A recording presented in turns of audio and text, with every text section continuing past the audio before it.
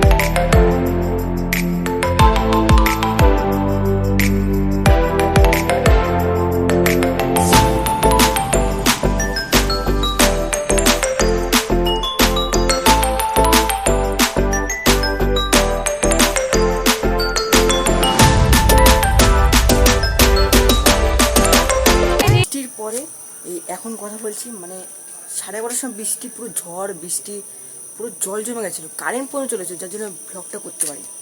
এখন বাজে 5টা, আমার বাড়ি কারেন্ট এসে 4:30টার সময়, বাট 8 ঘন্টা মানে সবই গুছিয়ে নিলাম, ঠিক আছে? তো মানে পুরো মনটাই ছোটো হয়ে গেল, সারাদিন ব্লগ করবো, কিছু করে নি। দেখো জল টল অনেকটাও শুকিয়ে গেছে, এই আধা ঘন্টার মধ্যে, মানে 1 ঘন্টার মধ্যে অনেকটা শুকিয়ে গেছে, ঠিক আছে?